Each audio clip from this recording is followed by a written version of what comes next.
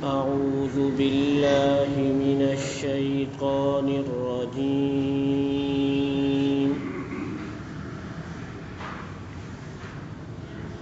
بسم الله الرحمن الرحيم.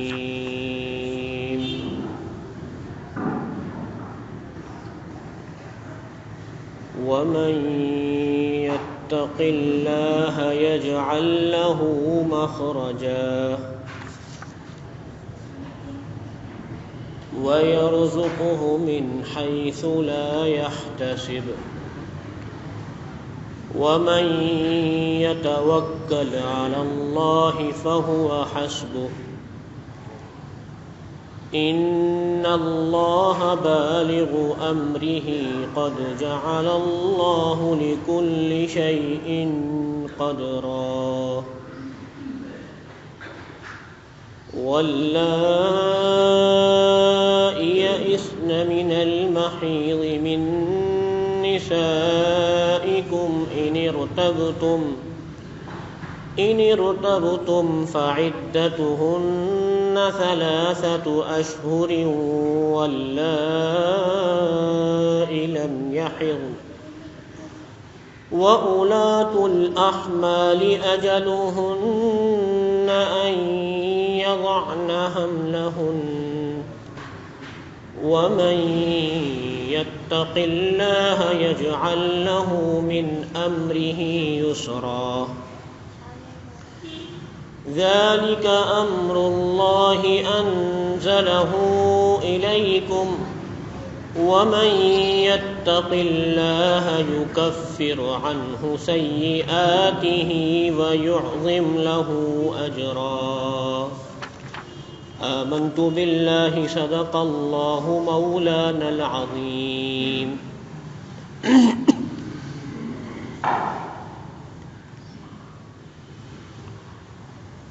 اور جو کوئی اللہ سے ڈرے گا اللہ اس کے لیے مشکل سے نکلنے کا کوئی راستہ پیدا کر دے گا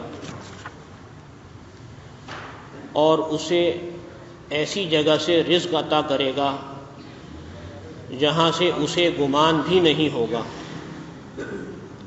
اور جو کوئی اللہ پر بھروسہ کرے تو اللہ اس کا کام بنانے کے لیے کافی ہے. یقین رکھو کہ اللہ اپنا کام پورا کرتے رہتا ہے. البتہ اللہ نے ہر چیز کا ایک اندازہ مقرر کر رکھا ہے اور تمہاری عورتوں میں سے جو ماہواری آنے سے مایوس ہو چکی ہوں اگر تمہیں ان کی عدت کے بارے میں شک ہو تو یاد رکھو کہ ان کی عدت 3 مہینے ہے اور ان عورتوں کی عدت بھی یہی ہے جنہیں ابھی ماہواری آئی ہی نہیں. اور جو عورتیں حاملہ ہوں ان کی عدت کی میعاد یہ ہے کہ وہ اپنے پیٹ کا بچہ جن لیں. اور جو کوئی اللہ سے ڈرے گا اللہ اس کے کام میں آسانی پیدا کر دے گا. یہ اللہ کا حکم ہے جو اس نے تم پر اتارا ہے اور جو کوئی اللہ سے ڈرے گا اللہ اس کے گناہوں کو معاف کر دے گا اور اس کو زبردست ثواب عطا کرے گا. گزشتہ تقریباً 4 اتواروں سے سورۃ الطلاق کی تشریح اور تفصیل کا بیان آپ حضرات کے سامنے عرض کر رہا ہوں. اور گزشتہ سے پیوستہ اتوار کو ہم نے وَمَن يَتَّقِ اللَّهَ يَجْعَل لَّهُ مَخْرَجًا اس آیت کی بھی تشریح اور تفصیل بیان کی تھی. لیکن تفاسیر میں دیکھا مطالعہ کیا تو کچھ ایسی روایات ملی میں نے سوچا کہ اس کو بھی عرض کر دوں. قرآن کریم کی بہت ہی اہم آیات وَمَن يَتَّقِ اللَّهَ يَجْعَل لَّهُ مَخْرَجًا ہے اور ہر مومن بندے کو یہ آیت بھی یاد ہونی چاہیے اور اس کا ترجمہ بھی یاد ہونا چاہیے. وَمَن يَتَّقِ اللَّهَ يَجْعَل لَّهُ مَخْرَجًا وَيَرْزُقْهُ مِنْ حَيْثُ لَا يَحْتَسِبُ وَمَن يَتَوَكَّلْ عَلَى اللَّهِ فَهُوَ حَسْبُهُ إِنَّ اللَّهَ بَالِغُ أَمْرِهِ قَدْ جَعَلَ اللَّهُ لِكُلِّ شَيْءٍ قَدْرًا۔ قرآن کریم کی آیات تو سبھی اہم ہیں، لیکن ایمان کے بعد جو مقصود اور مطلوب بندہ مومن سے ہے وہ ہے تقوی۔ ایک آدمی ایمان لے کر آ گیا، اب ایمان کے مقتضیات پر وہ عمل کرتا ہے تو لا محالہ اس کا نتیجہ تقوی نکلے گا۔ اور قرآن کریم میں اللہ تعالیٰ نے جگہ جگہ متعدد مقامات پر تقوی کا ذکر فرمایا ہے۔ قد افلح من تزکا، تحقیق کامیاب ہو گیا وہ شخص جس نے اپنے نفس کو پاک باز کر لیا، جس نے گناہوں والی زندگی کو ترک کر دیا، جس نے معاصی کو چھوڑ دیا۔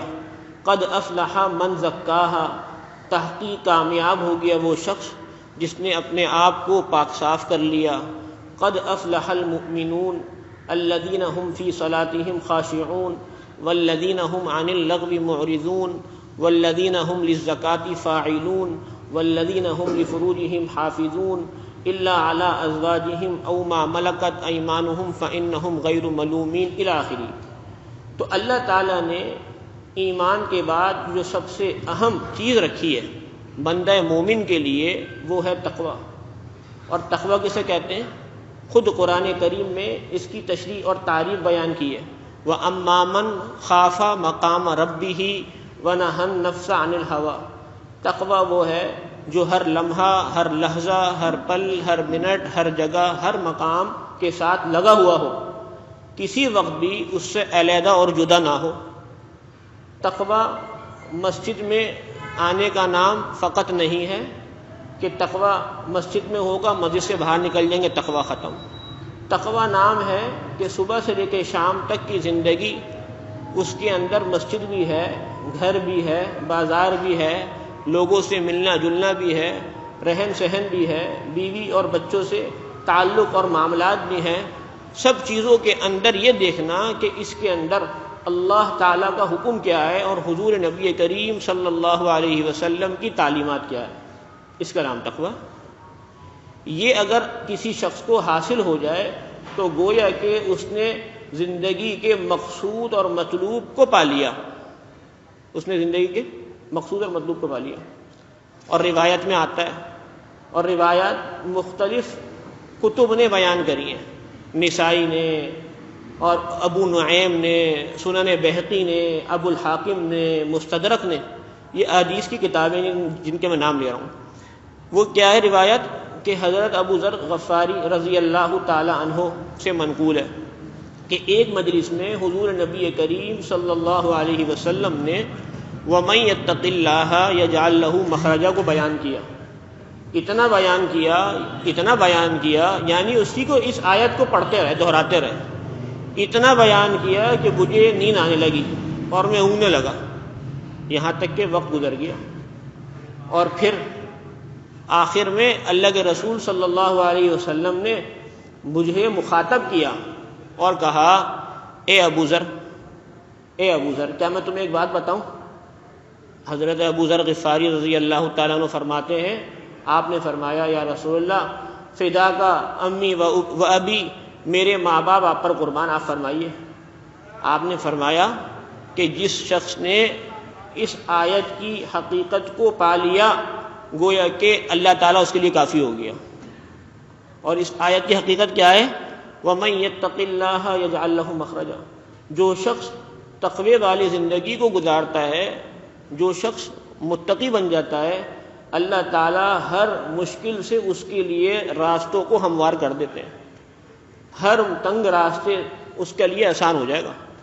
مشکلات، مصائب، تکالیف سے کوئی آدمی خالی نہیں ہے، ہر آدمی پر تکلیف، مصائب، مشکلات مختلف نوعیتوں کی ہیں۔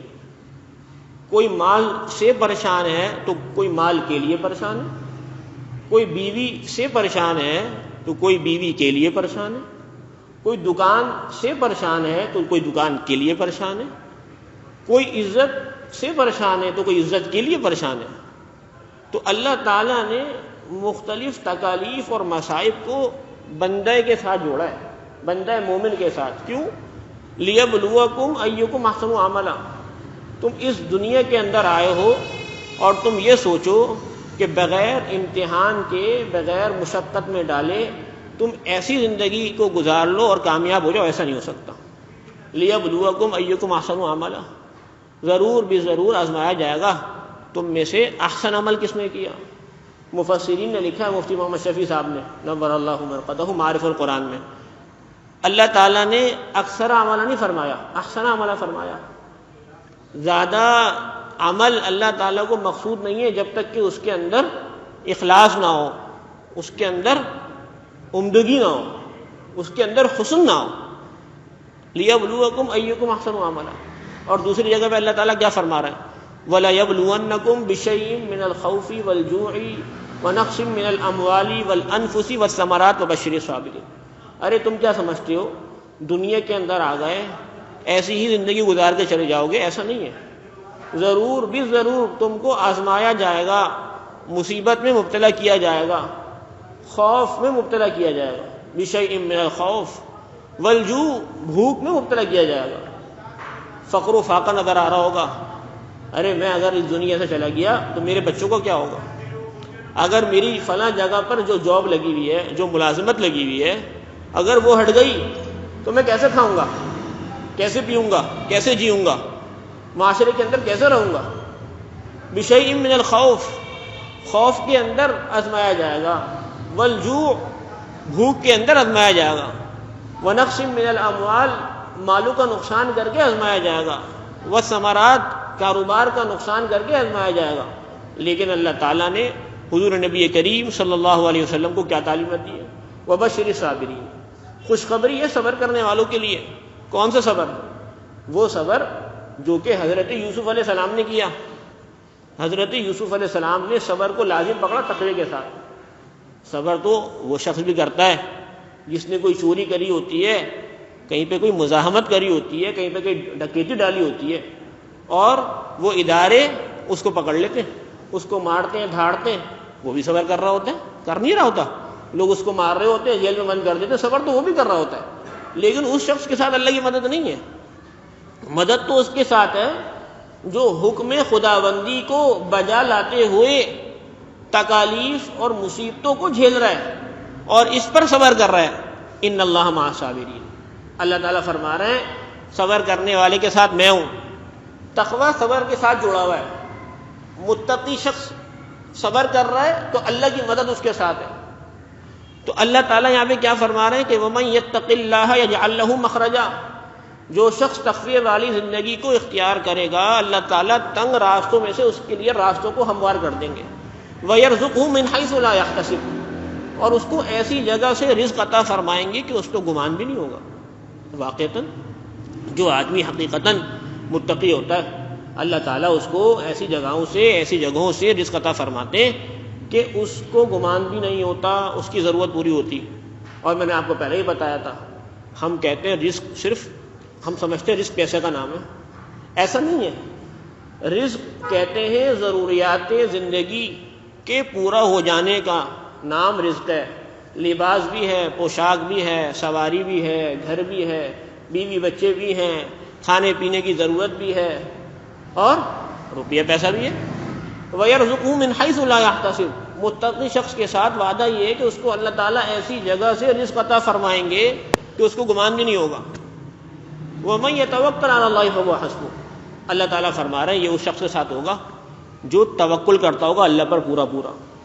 اور ہم دنیا میں بھی دیکھتے ہیں اللہ تعالیٰ فرما رہے ہیں، ہم کہتے ہیں نا متقی کون ہوتا ہے بھائی؟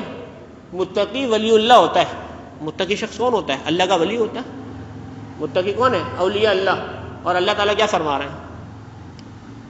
الا ان الذين قالوا ربنا الله ثم استقاموا تتنزل عليهم الملائكة الا تخافوا ولا تحزنوا، کہ اولیاء اللہ وہ ہیں کہ ولا تخافوا ولا تحزنوا، نہ ہی ان کو کسی چیز کا غم ہے ماضی کے گزرنے پر، اور نہ ہی مستقبل والی زندگی جو آنے والی ہے اس پر کسی قسم کا خوف اور ملامت۔ الا ان اولیاء اللہ خوف علیہم ولا هم یحزنون، اللہ کے ولی اور اولیاء وہ ہیں، اللہ کے برگزیدہ بندے وہ ہیں، لا خوف علیہم ولا هم یحزنون، نہ ان کو خوف ہوگا نہ غم ہوگا۔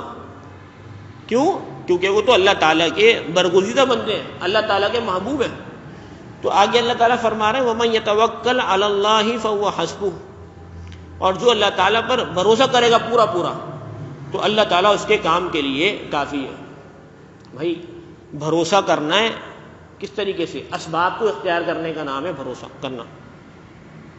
بھروسہ ہمارے یہاں دو طبقے پائے جاتے ہیں، ایک طبقہ تو وہ ہے جس کا دین سے کوئی اتنا مضبوط تعلق نہیں ہے، دنیا کے اندر ساری خرافات کر رہا ہے، حرام بھی کھا رہا ہے، ناجائز طریقے سے لوگوں کا مال بھی لوٹ رہا ہے، گھسیٹ رہا ہے، اور طرح طرح کے گناہوں کے اندر اور معصیتوں کے اندر ملوث ہے، لیکن اس کو کہا جائے کہ بھائی اس کام کو چھوڑ دو جو تم کر رہے ہو، وہ کیا کہتا ہے؟ کیا کہتا ہے پتہ ہے آپ کو؟ اللہ تعالیٰ بڑا غفور الرحیم ہے۔ کیا ہے بھائی؟ اللہ تعالیٰ بڑا غفور الرحیم ہے۔ گویا کہ اس نے اللہ تعالیٰ کو غفور الرحیم ہونا سمجھ لیا۔ کیسے؟ تمام معصیتوں میں ڈوبنے کے باوجود بھی اللہ تعالیٰ غفور الرحیم ہے، حالانکہ ایسا نہیں ہے۔ اللہ تعالیٰ غفور الرحیم کس کے ساتھ ہے؟ جو اللہ تعالیٰ کے احکامات کو کوشش کرنے کے باوجود بھی بجا لاتا رہا، اس کے اندر کوئی کمی ہو گئی، اب اس کمی پر وہ اللہ سے معافی مانگتا ہے، ایسے شخص کے ساتھ اللہ تعالیٰ غفور الرحیم ہے۔ ایک آدمی شراب نوشی کے اندر ہے، برائیوں میں اور بدکاریوں کے اندر مبتلا ہے، اور اس کو جب کہا جائے کہ بھائی اس سے توبہ کر لو، چھوڑ دو، تو وہ کیا کہتا ہے؟ اللہ تعالیٰ بڑا غفور رحیم ہے۔ یہ تو مولویوں کی بنائی ہوئی باتیں ہیں، مولویوں کی بنائی ہوئی باتیں ہیں۔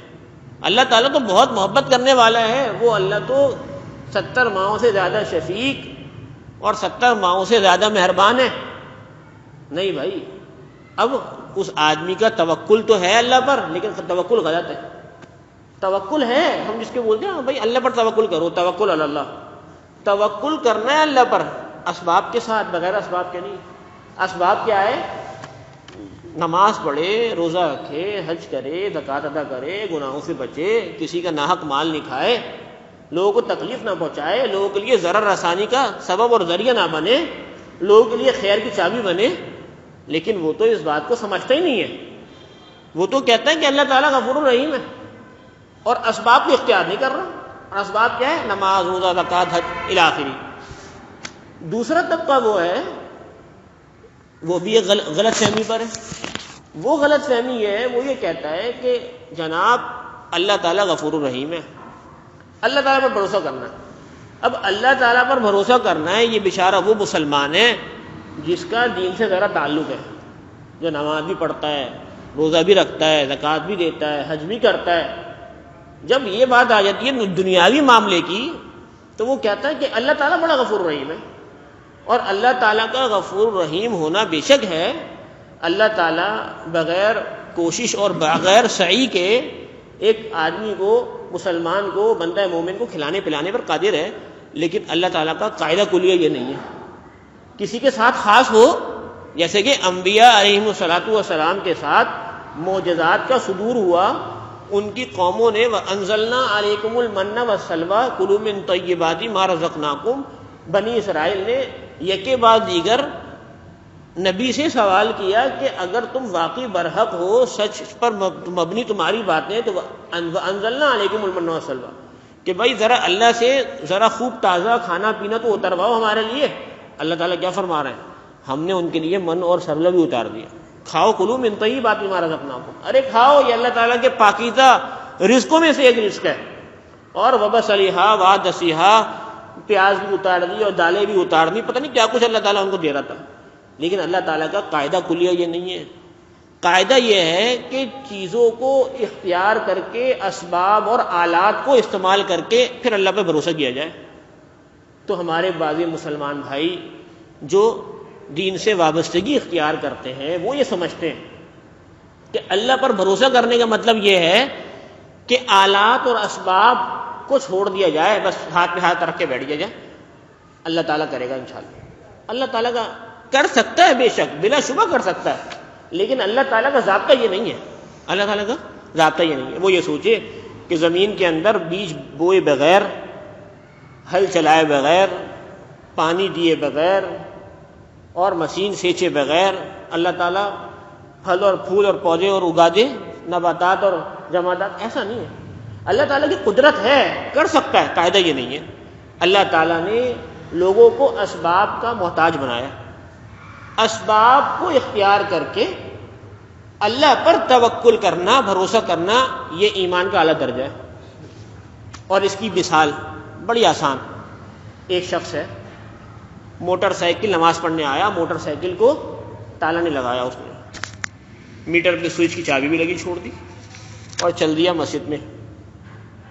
اس کا کانسیپٹ اور نظریہ یہ ہے کہ جناب میں اللہ تعالیٰ پر بھروسہ کر رہا ہوں، بے شک کر رہا ہے، بے شک کر رہا ہے، اللہ تعالیٰ قادر ہے اس بات پر کہ اس کی چیز کو بچا لے، لیکن یہ چیز عقل کے خلاف ہے۔ کیا ہے؟ عقل کے خلاف ہے۔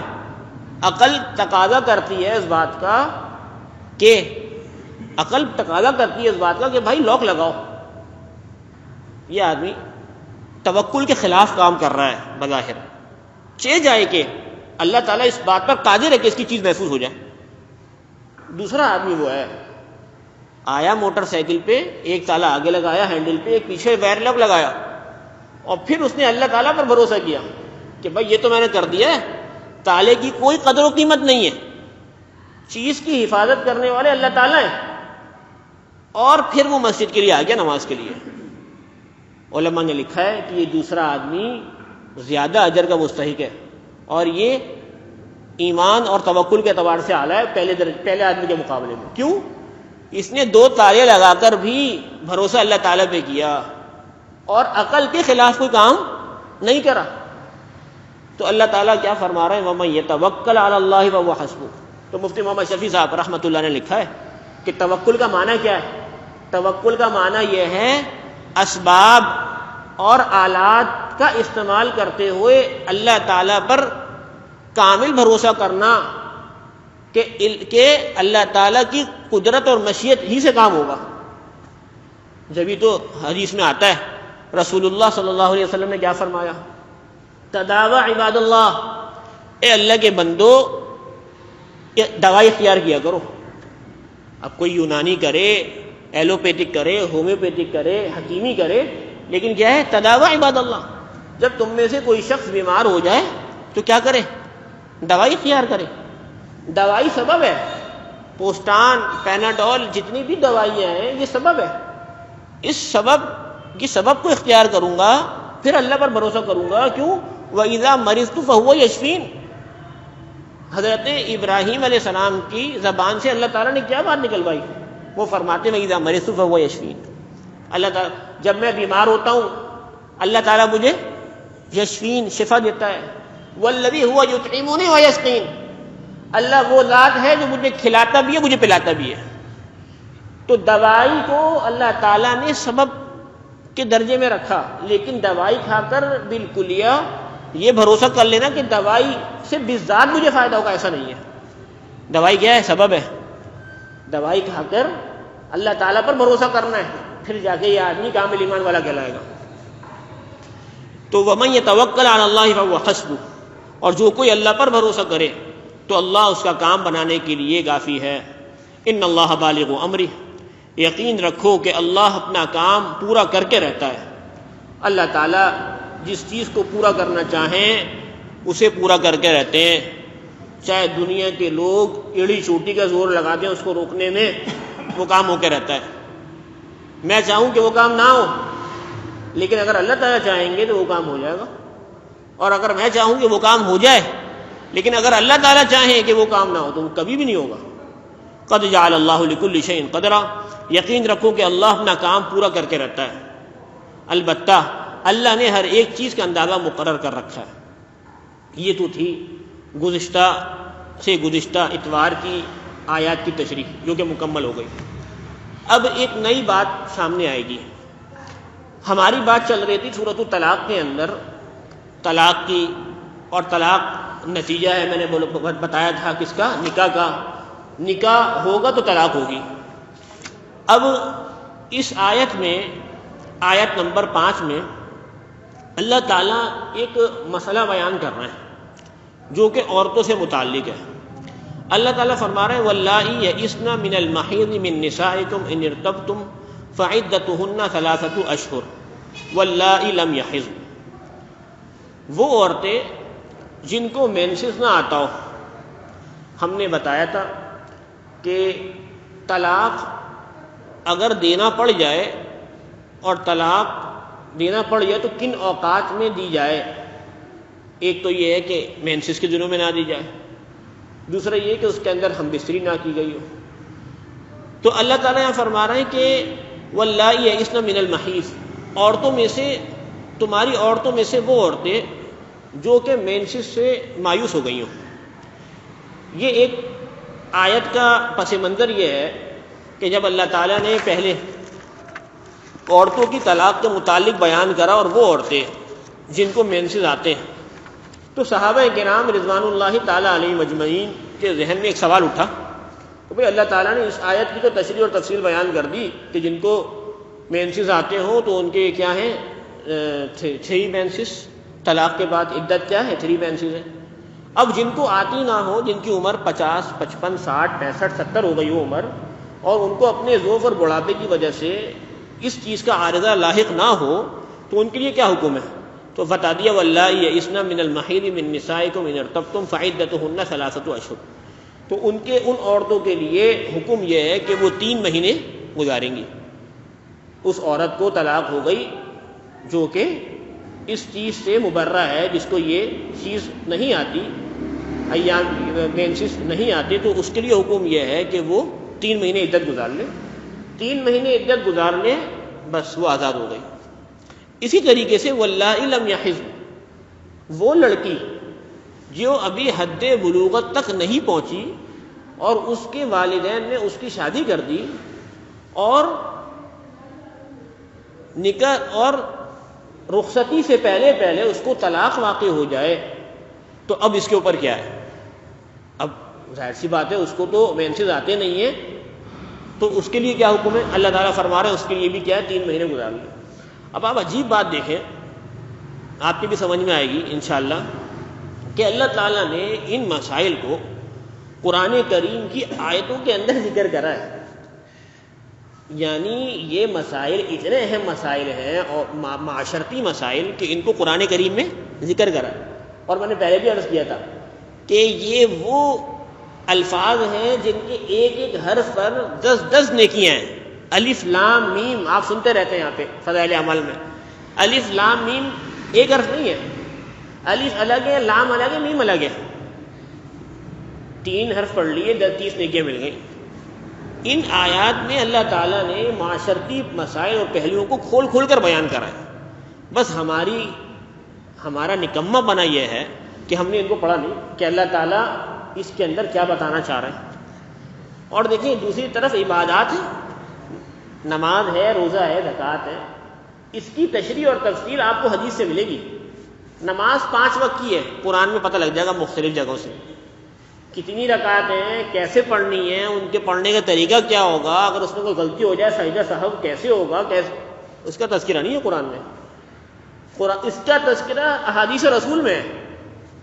لیکن طلاق کے مسائل کا اور معاشرتی پہلوؤں کا بیان، ایک ایک بات کی وضاحت اللہ تعالیٰ نے اس قرآن کی آیتوں میں کری ہے۔ کتنے واضح الفاظ لکھے ہیں کہ اگر جس کو مینسز آتے ہوں اس کو طلاق ہو جائے تو اس کی عدت کیا ہے، جس کو نہیں آتے ہوں اس کی عدت کیا ہے، وہ بچی جس کو ابھی بالغہ نہ ہوئی ہو اور طلاق نکاح سے پہلے، رخصتی سے پہلے طلاق ہو جائے اس کا حکم کیا ہے، اللہ تعالیٰ یہ بیان کر رہا ہے۔ تو کیا ہے واللائی لم یحضن، وہ لڑکی جو رخصتی سے پہلے جس کو طلاق ہو جائے اس کے لیے بھی 3 مہینے کہتی ہے۔ اچھا اس کے لیے کچھ نہیں ہے، اس کے لیے کچھ نہیں ہے، واللائی لم یحضن، جس کو حیض نہ آتا اس کے لیے کچھ بھی نہیں ہے۔ کیوں؟ قرآن کریم میں سورۃ الاحزاب کے اندر ایک جگہ ہے یا ایھا الذین آمنوا اذا نکحتم المؤمنات ثم طلقتموهن من قبل ان تمسوهن فما لكم عليهن عدة تعتدونها فمتعوهن وسرحوهن سراحا جمیلا۔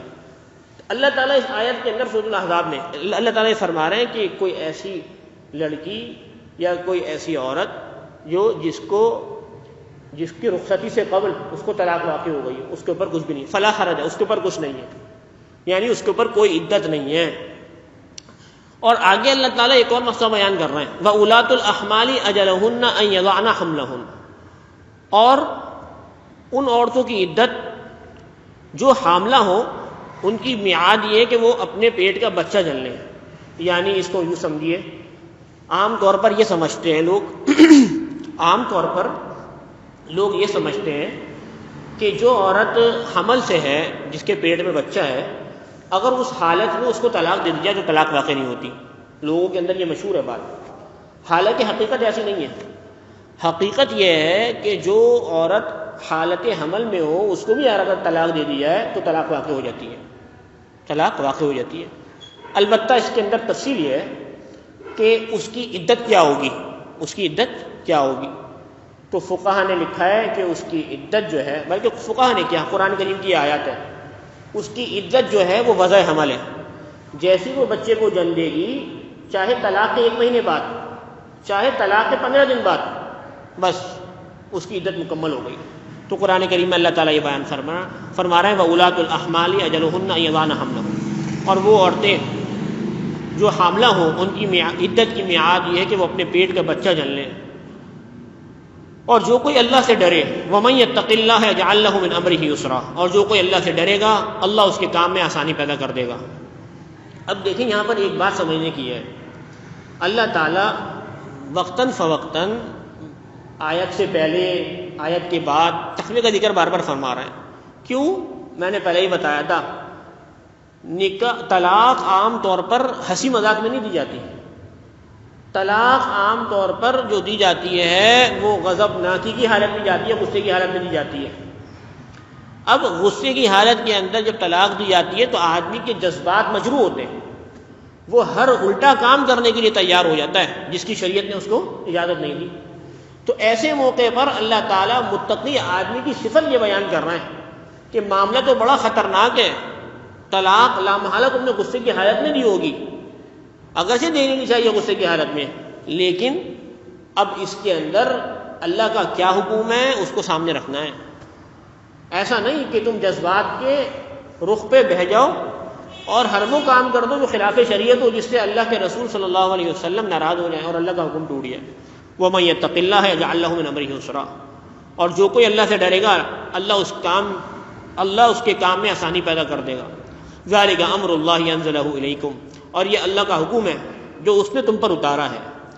اور جو کوئی اللہ سے ڈرے گا وَمَن يَتَّقِ اللَّهَ يُكَفِّرْ عَنْهُ سَيِّئَاتِهِ وَيُعْظِمْ لَهُ أَجْرًا، اور جو کوئی اللہ سے ڈرے گا اللہ اس کے گناہوں کو معاف کر دے گا، وَيُعْظِمْ لَهُ أَجْرًا، اور اس کو زبردست ثواب دے گا۔ ترمذی کی ایک روایت ہے، ترمذی ایک حدیث کی کتاب ہے، اس کی ایک روایت ہے کہ اللہ کے رسول صلی اللہ علیہ وسلم نے ارشاد فرمایا، بڑی عجیب روایت ہے، اور وہ روایت جو ہے نکاح اور طلاق کے موقع کی مناسبت سے بہت اعلیٰ ہے۔ اللہ کے رسول صلی اللہ علیہ وسلم نے فرمایا کہ اپنی محبت کسی سے اتنی محبت کو اتنا نہ بڑھاؤ کہ کل کو وہ نفرت میں تبدیل ہو جائے۔ محبت کو ایک دھیمے انداز میں رکھنا ہے، ہو سکتا ہے وَعَسَىٰ أَن تُغِیظُوا، ہو سکتا ہے کل وہ محبت نفرت میں تبدیل ہو جائے۔ اور اگر کسی سے نفرت کرو تو اتنی زیادہ نفرت نہیں کرو، بلکہ اس کا درجہ ذرا درمیانے رکھو۔ ہو سکتا ہے عَسَىٰ أَن تُحِبُّوا، ہو سکتا ہے کہ وہ نفرت کل محبت میں تبدیل ہو جائے۔ وہ یہ کہ ایک اصول بتا دیا کہ اگر کسی سے نفرت کرنی ہے تو اتنی نہ ہو کہ کل بنتے بنتے وہ معاملہ خراب ہو جائے، اور اگر کسی سے محبت کرنی ہے تو محبت آدمی کرے، لیکن ایک حد تک کرے، ایک لمٹ میں کرے، ایسا نہیں کہ اس کے لیے سب کچھ قربان کر دے۔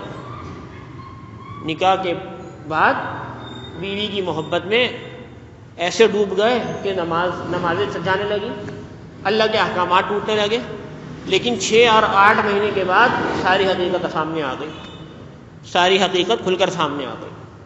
تو یہ ایک عام حدیث ہے، اس کا اطلاق مکان سے بھی ہوتا ہے، دکان سے بھی ہوتا ہے، کاروبار سے بھی ہوتا ہے، بیوی بچوں سے بھی ہوتا ہے۔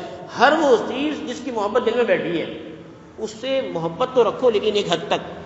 ہر وہ چیز جس سے تمہارے دل میں نفرت بیٹھی ہوئی ہے اس سے نفرت رکھو لیکن ایک حد تک۔ کیوں؟ اوقات زمانہ کے ساتھ اس کے اندر تبدیلی آ سکتی ہے.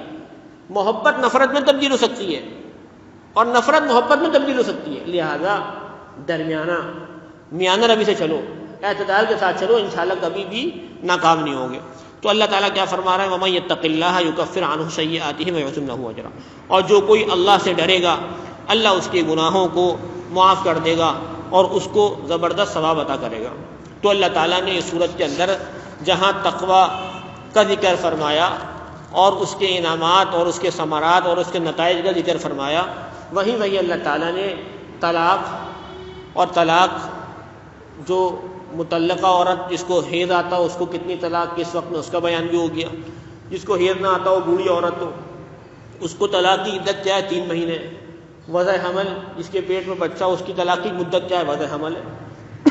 چاہے آج طلاق دے دی مرد نے، وہ 15 دن بعد اس کا بچہ ہوگی، لو جی ختم ہو گئی، وہ آزاد ہو گیا، اس کی طلاق کا کوئی اعتبار نہیں ہے. یہ وہ الفاظ ہیں، یہ وہ باتیں ہیں جو اللہ تعالیٰ نے واضح طور پہ قرآن کریم میں ذکر فرمائی ہیں، اور ایک مسلمان کا اس کو جاننا اچھے طریقے سے بہت ضروری ہے. اب لوگ بھی مسئلہ بتانے کے لیے بالکل تیار بیٹھے ہوئے، حالانکہ ہر مسئلے کے اندر کچھ نہ کچھ تفصیل ہے. اگر مسئلے کی نوعیت مختلف ہے، بھائی طلاق کی عدت کیا ہے؟ بھائی طلاق کی عدت کون سی طلاق کی؟ اس کی حمل کی حالت میں ہے، بغیر حمل میں ہے. طلاق کون سی عورت ہے؟ بڈھی ہے، جوان ہے. اب لوگ عام طور پہ لوگوں کو مسئلہ بتانے لگتے ہیں، بس میں طلاق انتقال ہو گیا نا اس کا 4 مہینے 10 دن 3 ایج ہے. ایسا نہیں ہے بھائی، ان مسائل کے اندر بڑی تفصیل ہے. اللہ تعالیٰ ہمیں سمجھ کی توفیق عطا فرمائے. وآخر دعوانا الحمد للہ رب العالمین. الحمد للہ رب والعاقبۃ للمتقین والصلاة والسلام علی رسولہ محمد وعلی آلہ وصحبہ اجمعین. صلی اللہ تعالی علی خیر خلقہ محمد وعلی آلہ وصحبہ اجمعین. آمین برحمتک یا ارحم